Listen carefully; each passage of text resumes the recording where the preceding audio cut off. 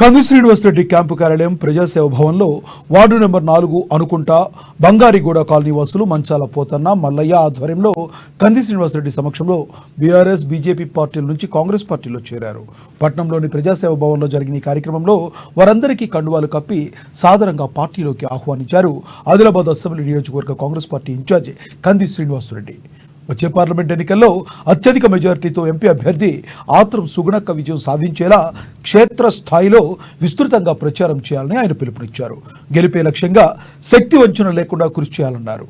ఈ కార్యక్రమంలో బోధ నియోజకవర్గ ఇన్ఛార్జ్ ఆడే గజేందర్, డీసీబీ చైర్మన్ అడ్డి భోజారెడ్డి, మాజీ జడ్పీటీసీ కొండ గంగాధర్, కాంగ్రెస్ పార్టీ సీనియర్ నాయకులు గిమ్మ సంతోష్, బండి దేవదాస్చారి, ఖయ్యూం, రాజలింగన్న, దొగ్గలి రాజేశ్వర్, బండి నరసింహాచారి, పలువురు కాంగ్రెస్ పార్టీ నాయకులు కార్యకర్తలు పాల్గొన్నారు.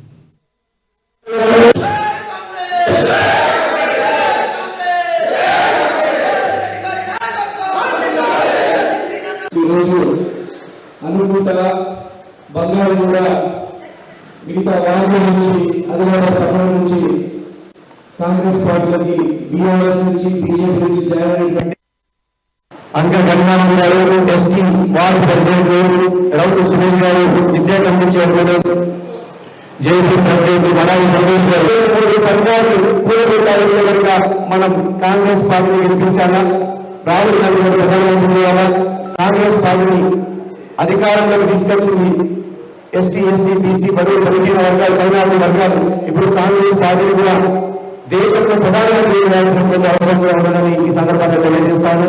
ఒక 2 నిమిషాలు ఆడే గజేందర్ గారు బోర్డు పార్టీలో మాట్లాడించారు.